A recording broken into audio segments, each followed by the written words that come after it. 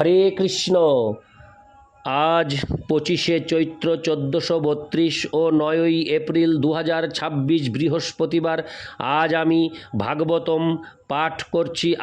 পাঠ করছি ভাগবতমের চতুর্থ স্কন্দ দ্বিতীয় ভাগ 24তম অধ্যায় রুদ্রগীত কীর্তনের শ্লোক 68 থেকে 70।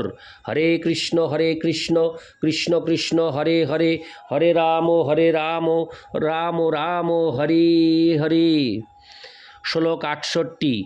অথ তমসি নো ব্রহ্মণ পরমাত্মন বিপশ্চিতাম বিশ্বং রুদ্র ভয়োধস্তমকুতশ্চিদ্ভয়াগতি।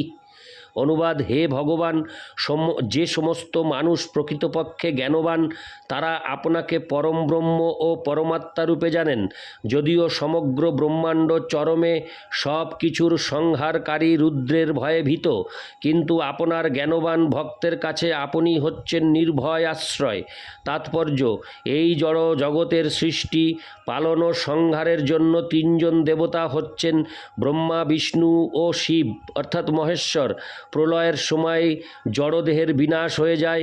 ব্রহ্মাণ্ডের বিরাট শরীর ও জীবের ক্ষুদ্র শরীর উভয়ই চরমে বিনাশপ্রাপ্ত হয়, কিন্তু দেহের বিনাশের ভয়ে ভক্ত কখনো ভীত হন না, কারণ তিনি স্থির নিশ্চিতভাবে জানেন যে দেহের বিনাশের পর তিনি তার প্রকৃত আলয় ভগবদ্ধামে ফিরে যাবেন। তক্তা দেহং পুনর্জন্ম নৈতি মামেতি সোহর্জুন।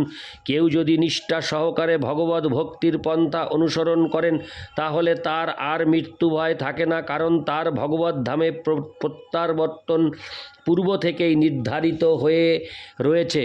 অভক্তরা মৃত্যুর ভয়ে ভীত, কারণ তারা যে পরবর্তী জীবনে কোথায় যাবে এবং কী ধরনের শরীর প্রাপ্ত হবে সেই সম্বন্ধে কোনো নিশ্চয়তা নেই। এই শ্লোকে রুদ্র ভয় শব্দটি তাৎপর্যপূর্ণ, কারণ রুদ্র স্বয়ং শিব, যিনি নিজেই রুদ্রের ভয়ের কথা বলছেন। তা ইঙ্গিত করে যে বহু রুদ্র রয়েছেন, একাদশ রুদ্র, এবং যে রুদ্র এখানে পরমেশ্বর ভগবানকে প্রার্থনা নিবেদন করছেন তিনি অন্য রুদ্রদের থেকে ভিন্ন, যদিও তিনি তাদেরই মতো সমান শক্তি সম্পন্ন। মূল কথা হচ্ছে যে একজন রুদ্র অন্য রুদ্রদের ভয়ে ভীত, কারণ তারা সকলেই এই জড় জগতের ধ্বংসকার্যে লিপ্ত। কিন্তু ভক্ত কখনো রুদ্রের ভয়ে ভীত নন, কারণ তিনি সর্বদা ভগবানের শ্রীপাদপদ্মের আশ্রয়ে থাকার ফলে সুরক্ষিত। ভগবান শ্রীকৃষ্ণ স্বয়ং ভগবদ্ গীতায় 9:31 বলেছেন, কৌন্তেয় প্রতিজানিহি ন মে ভক্ত প্রণশ্যতি।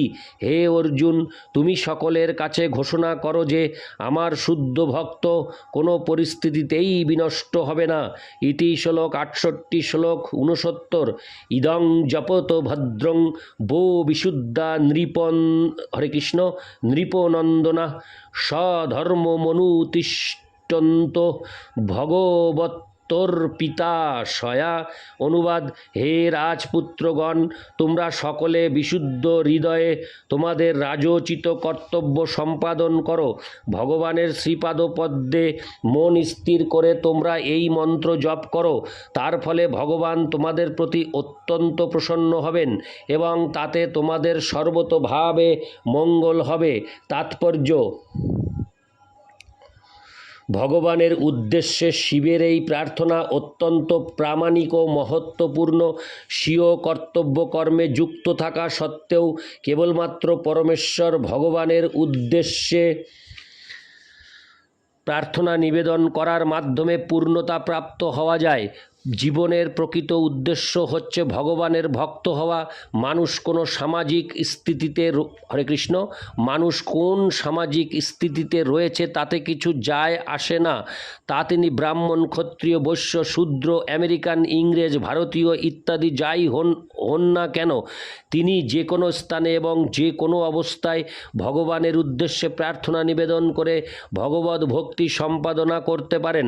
হরে কৃষ্ণ মহামন্ত্রও হচ্ছে হচ্ছে একটি প্রার্থনা, কারণ প্রার্থনা করা হয় ভগবানের নামের দ্বারা, ভগবানকে সম্বোধন করে তার প্রেমময়ী সেবায় যুক্ত হওয়ার আবেদন জানিয়ে।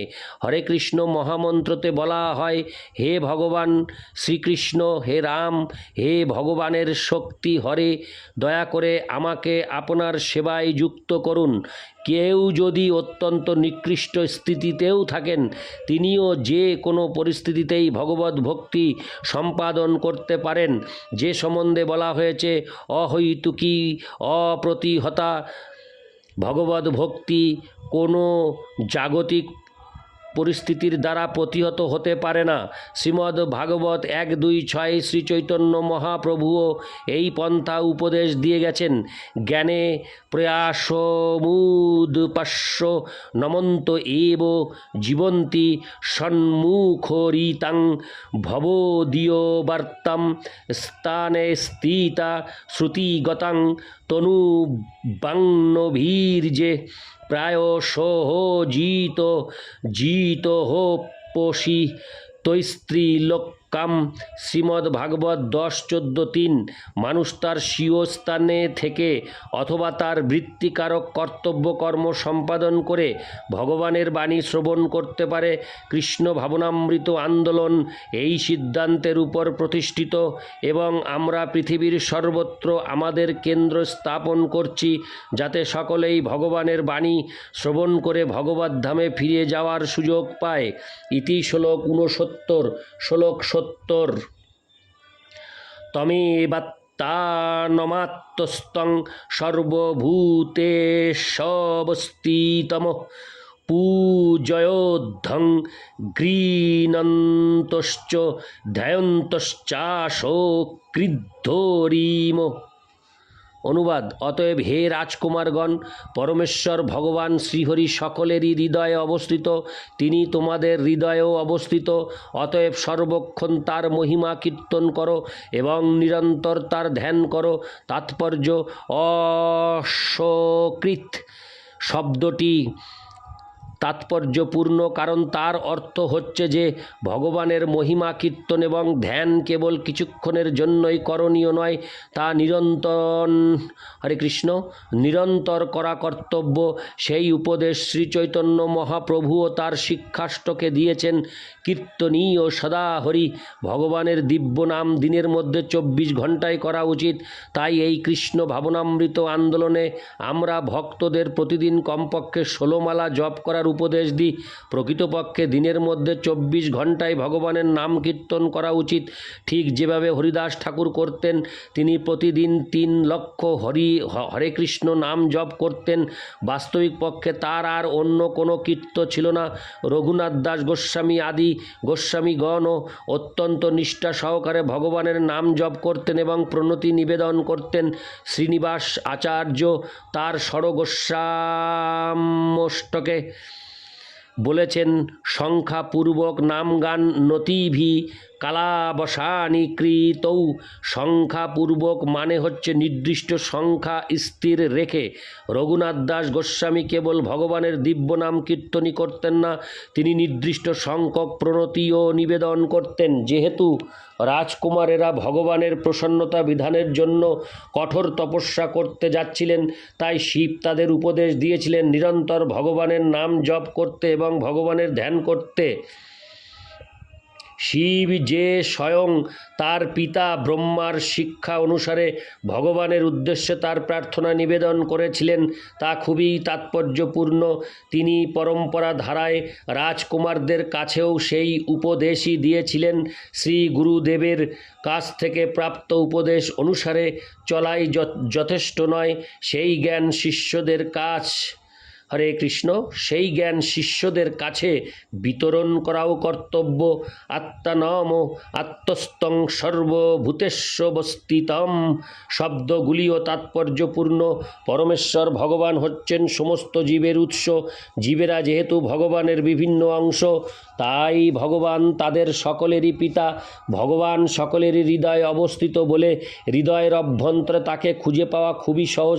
এই শ্লোকে ভগবানকে আরাধনা করা করার বিধি অত্যন্ত সরল এবং পূর্ণ বলে বিবেচনা করা হয়েছে, কারণ যে কোনো ব্যক্তি যে কোনো স্থানে উপবিষ্ট হয়ে জীবনের যে কোনো অবস্থায় ভগবানের দিব্য নাম কীর্তন করতে পারেন। শ্রবণ ও কীর্তনের দ্বারা অনায়াসে ভগবানের ধ্যান করা যায়। ইতি শ্লোক 70। হরে কৃষ্ণ কৃষ্ণ কৃষ্ণ হরে হরে, হরে রাম রাম রাম হরে হরে। হরে কৃষ্ণ।